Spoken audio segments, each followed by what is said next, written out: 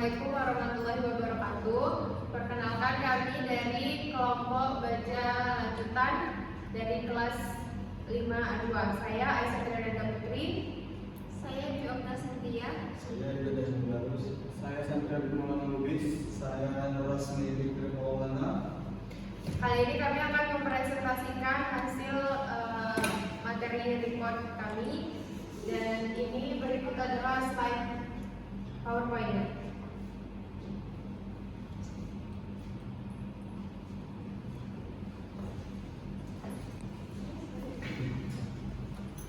Perencanaan dan analisa struktur bangunan baja, yaitu pentingnya struktur baja dalam konstruksi modern. Yang kedua ada keunggulan baja sebagai material ringan, kuat, fleksibel, dan tahan lama. Yang ketiga ada fokus material baja, profil baja, desain kolom, serta pembebanan berdasarkan SNI 1729/2020. Selanjutnya material baja. Baja adalah material logam yang terbuat dari besi dengan kandungan karbon rendah, biasanya lebih kecil 2%.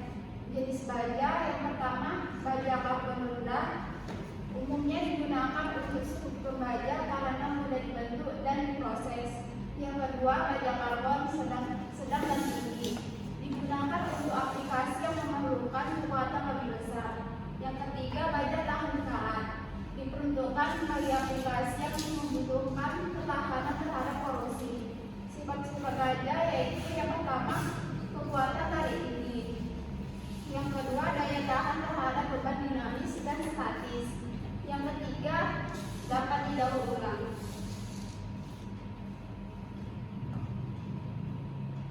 Gambarnya bisa dilihat, yang pertama itu ada baja karbon rendah, yang kedua baja karbon sedang dan tinggi, yang ketiga baja tahan karat.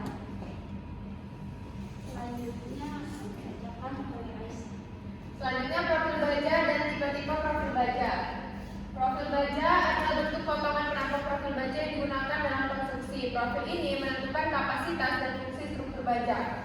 Jenis profil baja yaitu ada profil H atau H-beam lebih besar dari I-beam, digunakan untuk beban lebih berat. Yang kedua, profil I-beam, profil berbentuk I yang banyak digunakan pada balok dan kolom. Yang ketiga, profil C, profil berbentuk huruf C cocok digunakan untuk rangka ringan seperti rangka atap atau pagar. Yang ketiga adalah profil L, profil berbentuk huruf L untuk penguatan sudut. Yang keempat ada profil U, yang berbentuk U sering digunakan sebagai penopang. Yang kelima ada profil T, yang berbentuk huruf T digunakan untuk konstruksi lantai dan struktur lain yang membutuhkan kekuatan lentur.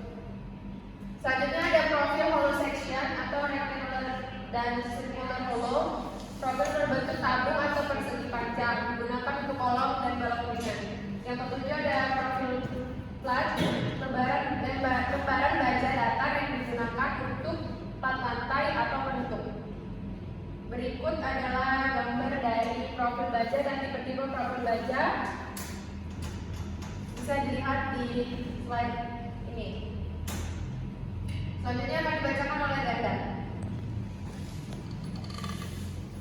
Selanjutnya pembebanan pada struktur baja dan kombinasi. Berdasarkan SNI 1729/2020, pembebanan pada struktur baja meliputi 1. Beban mati atau overhead, beban tetap yang berasal dari struktur itu sendiri. Yang kedua, beban hidup atau live load, beban yang bisa berubah seperti beban orang, kendaraan, atau peralatan. Yang ketiga, beban angin atau wind load, beban yang ditimbulkan oleh tekanan angin pada bangunan. Yang keempat, beban gempa atau extra load, beban dinamis yang terjadi akibat getaran tanah.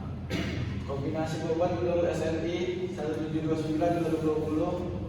Yang pertama, kombinasi beban harus dipertimbangkan faktor-faktor keamanan yang dapat disesuaikan berdasarkan kondisi bangunan dan lingkungan. Yang kedua, contoh kombinasi beban meliputi kombinasi beban mati, beban hidup, kombinasi beban mati, beban angin, kombinasi beban mati dan beban gempa, dan yang terakhir kombinasi beban mati, beban hidup, dan beban angin. Selanjutnya akan dibacakan oleh Adit. Desain rencana balok lentur, geser, dan pengaruh beban. Yang pertama, desain balok lentur. Beban lentur terjadi ketika balok menahan beban yang menyebabkan pembengkokan. Yang kedua, rencana desain meliputi pemilihan ukuran profil, ban baja, dan perhitungan momen lentur maksimal. Desain balok geser. Yang pertama, beban geser terjadi ketika balok mengalami gaya yang mencoba memotong atau menggeser material.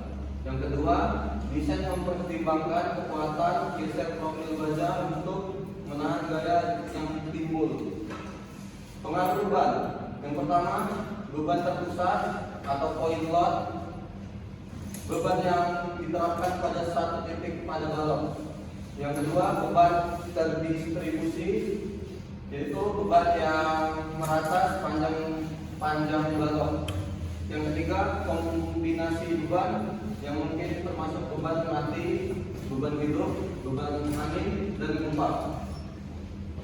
Selanjutnya, Putri akan menyampaikan materi selanjutnya. Desain kolom baja. Kolom baja adalah elemen vertikal yang mentransfer beban dari struktur atas ke fondasi. Desain kolom tanpa sayap. 1. Kolom tanpa penambahan pelat sayap atau pembuat tambahan. Rentan terhadap tekukan lateral, terutama pada kolom dengan panjang besar dan beban tinggi. Desain kolom bergoyang dengan sayap. Kolom dengan pelat sayap atau penguat lateral meningkatkan kestabilan dan kapasitas tegangan. Digunakan untuk mengatasi beban lateral atau geser yang besar, mengurangi resiko tekukan. Dan terakhir, kesimpulan akan dibacakan oleh Cynthia. Kesimpulannya adalah baja merupakan material utama dalam konstruksi bangunan karena keunggulannya dalam kekuatan dan fleksibilitas.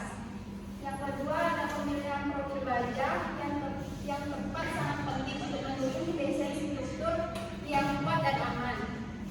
Yang ketiga, desain yang cermat terhadap balok lentur, geser, dan kolom akan memastikan struktur dapat menahan berbagai jenis beban dengan aman.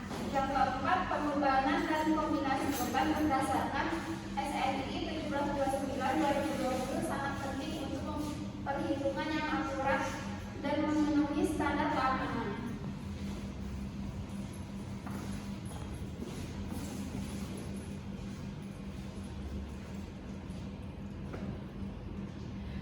Baik, sekian dari jawaban dari pertanyaan materi report yang telah kami ringkas dalam bentuk PowerPoint dan presentasi. Apabila ada kurang, kami mohon maaf. Sekian dari presentasi kami.